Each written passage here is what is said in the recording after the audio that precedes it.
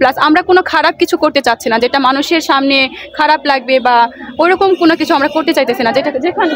যেহেতু এখানে জাতীয় স্মৃতিসৌধ আছে, অনেক জায়গা থেকে অনেক রকম বিভিন্ন দেশের মানুষ আসে, বিভিন্ন জায়গা থেকে ট্যুরিস্টরা আসে, সেক্ষেত্রে আমরা এমন কিছু করতে চাচ্ছি যেন তারা কোনো নেগেটিভ মাইন্ডে কোনো কিছু না নিতে পারে। আসসালামু আলাইকুম দর্শক, আমি এখন দাঁড়িয়ে আছি ঠিক স্মৃতিসৌধের সামনে। আমার পিছনে দেখতে পাচ্ছেন হচ্ছে স্মৃতিসৌধ, এবং এইখানে মেইন ফটকে মানে মূল গেটের সামনে দেখতে পাচ্ছেন যে অনেক শিক্ষার্থীরা আছে, এবং তারা কিন্তু হচ্ছে এখানে সেই দেয়াল যে লেখালেখি এবং আর্ট করা সেই জিনিসটা করতেছে। এবং আমি এর আগে একটা ভিডিও করেছিলাম, সেইখানে কিন্তু হচ্ছে বিভিন্ন মানুষের হচ্ছে চিত্র অঙ্কন করা হয়েছে। আপনারা এই ব্যাপারটিকে অনেকে অনেকভাবে কথা বলছেন, তো সেই বিষয়টা আমি আসলে তাদের কাছ থেকে একটু জানার চেষ্টা করব যে এইখানে যে লেখাগুলো, এখানে কিন্তু শুধুমাত্র লেখা হচ্ছে এবং এখানে মেবি হচ্ছে ফুলের মতো একটা ডিজাইন করা হচ্ছে। তো এই জিনিসগুলো নিয়েই আমি আপনাদেরকে একটু জানানোর চেষ্টা করব যে সারা বাংলাদেশে যেরকম শুরু হয়েছে এটা কিন্তু স্মৃতিসৌধের সামনেও আসলে ব্যাপারটা ঠিক এরকম চলছে। তো একটু কথা বলি ওনাদের সাথে যারা এখানে আসলে কাজ করতেছে, আমি কথা বলে একটু জানার চেষ্টা করব। আমি আপুর সাথে একটু কথা বলি। আসসালামু আলাইকুম আপা। ওয়ালাইকুম সালাম। এইখানে যে আপনারা লেখালেখি করতেছেন, এটা কেন করতেছেন? আমরা যারা এই দেশের সবাই আমরা জানি যে 5 তারিখ আমরা স্বাধীন হয়েছি আবার দ্বিতীয়বারের মতো। সো আমরা আমাদের দেশটাকে আবার সুন্দর করে নতুন করে গড়ে তুলতে চাই।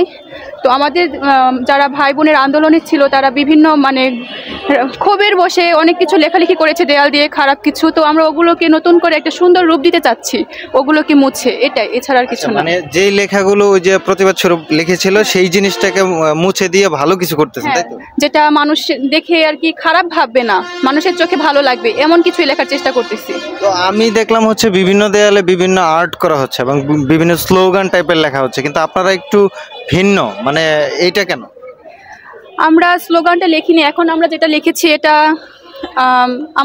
আমাদের একজন সিনিয়র সে বলে দিয়েছিল যে তোমরা এটা লিখতে পারো, এটা লিখলে ভালো হবে, এটা সুন্দর, কথাটা সুন্দর। আর আর্টও করা হচ্ছে, আমাদের আরও কাজ বাকি আছে, ওই পাশের দেওয়ালে করা হবে, সেখানেও আমরা অনেক কোটেশন লিখবো, বিভিন্ন যে যারা আছে তাদের সুন্দর সুন্দর কোটেশনগুলো সেগুলো লিখবো। প্লাস আমরা কোনো খারাপ কিছু করতে চাচ্ছি না, যেটা মানুষের সামনে খারাপ লাগবে বা ওরকম কোনো কিছু আমরা করতে চাইতেছি না। যেহেতু এখানে জাতীয় স্মৃতিসৌধ আছে, অনেক জায়গা থেকে অনেক রকম বিভিন্ন দেশের মানুষ আসে, বিভিন্ন জায়গা থেকে ট্যুরিস্টরা আসে, সেক্ষেত্রে আমরা এমন কিছু করতে চাচ্ছি যেন তারা কোনো নেগেটিভ মাইন্ডে কোনো কিছু না নিতে পারে, এটুকুই। মানে এটা যেহেতু হচ্ছে স্মৃতিসৌধ, শুধুমাত্র স্মৃতিসৌধ থাকার কারণে আর এখানে বিভিন্ন দেশের মানুষজন কিন্তু আসে, তাই না এই স্মৃতিসৌধে? তো এইটা দেখতে আসে যাতে হচ্ছে এমন কিছু না লেখেন যেটা দৃষ্টিকটু দেখা যায়, এই জন্য আপনারা সুন্দর সুন্দর লেখা লিখছেন। জি, আমরা কারো মানে চোখে যাতে খারাপ না লাগে এমন কিছু আমরা লিখতে চাচ্ছি না। যেহেতু এখন এটা একটি সভ্য দেশ, স্বাধীন দেশ, এমন কোনো ভাষা আমরা ইউজ করতে চাচ্ছি না যেটা আমাদের দেশের জন্য খারাপ বা আমাদের স্টুডেন্টদের জন্য খারাপ, আমরা এটা চাচ্ছি না।